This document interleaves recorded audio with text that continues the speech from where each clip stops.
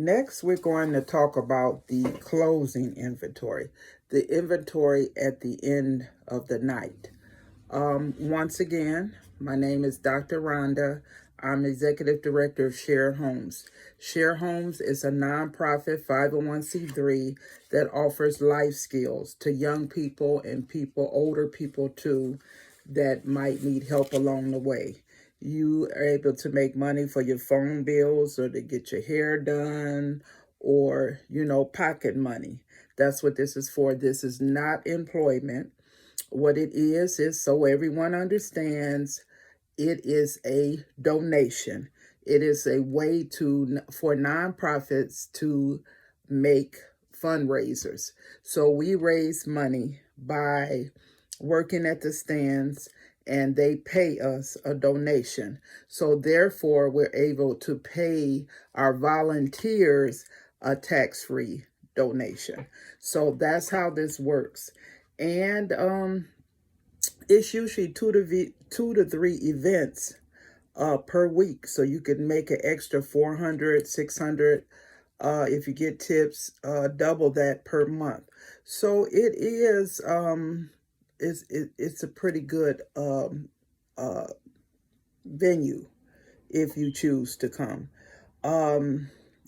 If you do not, I want to make it clear, if you do not know how to do inventory, do not touch the register. If you do not wish to learn, if you do not wish to learn how to count, learn how to add things up, do not touch the register.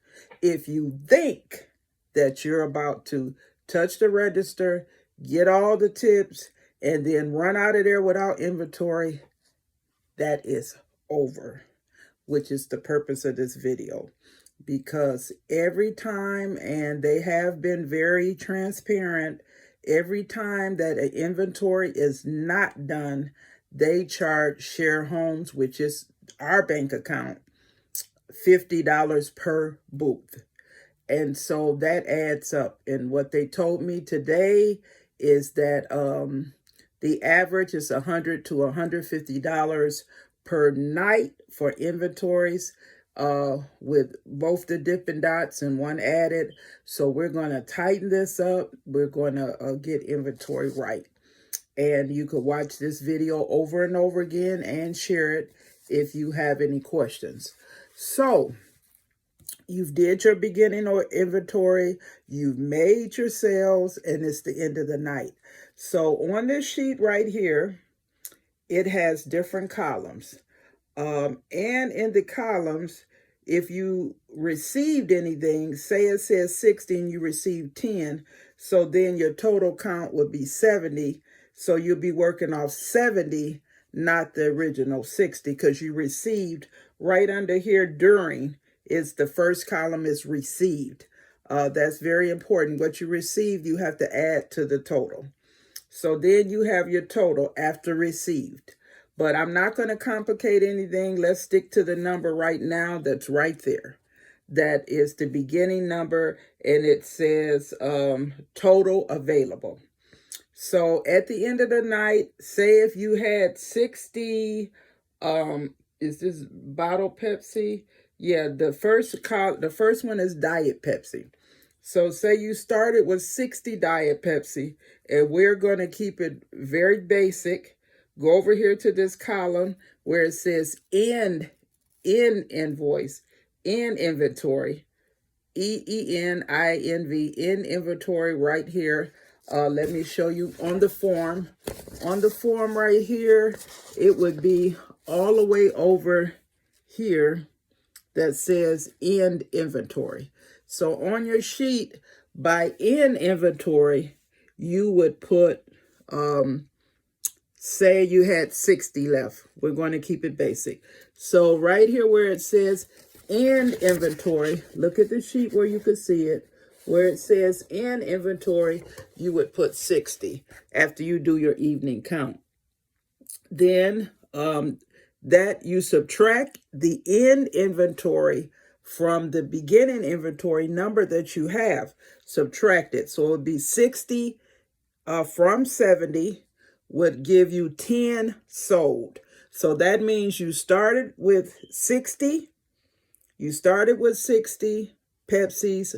Excuse me. You ended up, I messed that up. You started with 60. You ended up with 50. And so that means that you sold 10. That means that you sold 10 Diet Pepsis at the end of the day. So right next to ending invoice, you'll see the word sold. See the word sold. So then at sold with 10, how you calculate your first item is 10 times whatever the Pepsi is, 10 times $5.75. So that would be how much money you made off the Diet Pepsis. So, and then that number would go right here where it says amount, right here. And you would put that dollar amount right here, which would be the $57.50. So that's the amount that you made off the Diet Pepsis. And you go right down the list. You take your beginning number at the end, you put your ending invoice number and subtract your ending invoice from your beginning invoice number, and then that's the amount that's sold. And then you multiply it by whatever these numbers is over here. So that's why it's important here, because this is a Dippin' Dots. So when you get down to the cups, say it's Dippin' Dots and these are the cups, it's 2 cups, small and large. So this inventory says 233 small cups at $7.75 each. So what that means is that if you don't count them and you're missing a whole roll, then that's 50 times, or 40, whatever's in the roll, times $7.75. So that is a big shortage for the night for just a bad count. And I'm going to tell you how, let me see how much that is. So that's minimum of $230. And that's the kind of shortages we've been having. The cups has been way off because they're not counted in the beginning. And you just can't say who touched your booth before you counted it. Especially some of these games, we go in on Tuesday, we don't go back to Thursday or Friday. So who's to say what's in there? Who's to say that someone hasn't took a row of cups and moved them somewhere else? There's no sheet for them to write that they moved them. So once again, I'm going back to the beginning inventory. You have to check your beginning inventory in order to get an accurate count on sales. So once you get every single item totaled up, and the smaller stands, you only have like 5 items. Like Dippin' Dots has different kind of sodas, water, and 2 size cups. That's it. Shakes have less than that. Kernels and beer is the biggest count. I think there's bags like the cups. So these smaller stands is no reason why the inventory should not be done, because it only takes maximum 10 minutes. And if you have somebody helping you, because these are 2-person booths, if you should be splitting the tips with who's ever working with you, and they should be helping you count. You should be counting together and verifying behind each other. So once you finish this is considered page 1 of your inventory, which is very important, but that's not the end. So once you get all of that totaled up, then what happens is, and I did provide calculators to everybody. You have calculators on your phone, but I provided calculators. I provided notebooks, pens repeatedly. So it's no excuse not to total your inventory. So you add all these numbers up of what you sold, and then you put it right here at the bottom, and I'm just gonna give an estimate of 900. So say at the end, once you total all the pops, the water, and the ice cream, your total that you made is 900. So once you total these numbers, you write it right there at the end of your sheet at the bottom as your total, right here at the bottom of the sheet. And then this is very, very important. This is page 2 of your inventory. A lot of people, they calculated page 1 and did not turn in page 2, but page 2 is important. So where it says total inventory and sales, you put it right on this first line that says total inventory and sales. You put it right there, what your number is. So that's where that 900 will go, right there in the first box. And then the supervisor, whoever is the supervisor of your booth, and every booth has one, will give you the total inventory sale, which is the dinner booth that goes up under yours. The supervisor writes in that. So say if your total was 900 and the supervisor's total was 925 at the receipts, because what they do is look on the cash register and see your sales. So their inventory says total inventory sales or total sold. So their 925 would go in the second part. So that means that you are short $25. It says over or short in there. It says over or short because what happens is that what that means is that when they printed out the receipt, you sold $925, but up here you only counted 900. So it could be a few things. It could be off in cups, off in water, something you didn't ring up, something was rung up wrong. Even as simple as your cups and the spoilage, something dropped or something, then you threw it away instead of doing it as spoilage and putting it in the end of your account at night. So then that gives you a shortage of that 1 cup of $7.75, which is you short. So that is very, very, very important. And then at the end, the stand manager signs and then the supervisor signs. So page 2 is the meat of the inventory because you see what you're short or what you over. And Guardians is pretty much the same, who we also have a contract with. When we have 13 more games with the Cavs, and then we switch over to the Guardians, which is the baseball stand. And it's also the same every night. It's the same inventory sheet. So inventory is very important. It's not just a Cavs or Browns Aramark thing.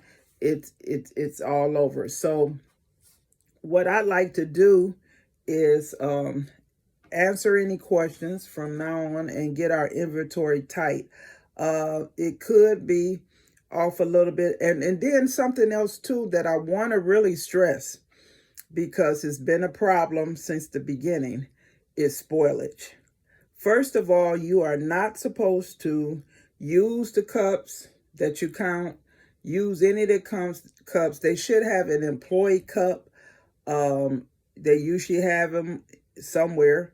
But do not use the cups that you count the inventory, and know what spoilage is. At the end of the night, say you drop 2 ice cream cups or milkshake cups or something that you've counted and that's in your count. If you drop them and you do not put them as spoilage and put them in your end of the night count, they go into sold. So then once again, you're short again. So going back to that first number, starting with 60, say you started with 60, but you dropped 5 cups. So that automatically at the end, so you have, when you count, you have 50 left, but say you drop 5 and it's in spoilage, well, you'll add that spoilage number for 55. And then with 5 being sold, because your spoilage goes in those numbers. And so your count will be right. If you take those cups you dropped and throw them away, and then at the end of the night you count your cups, and you're counting cups that potentially in the money column that you didn't sell, you're going to be short. So that's very, very important. Spoilage is very important. If you drop a chicken box, that's $18. You do not throw it away. You put it in a stack, and at the end of the night, you count it as spoilage, and it goes in your numbers, not sold. It goes in your count as spoilage, so that you still have it in your count, but it's considered spoilage.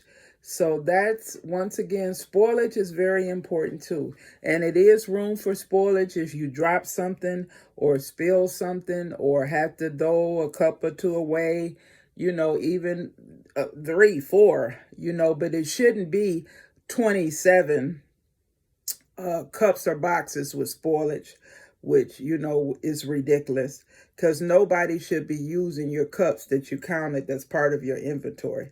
That is very, very serious, because it's going to make you short.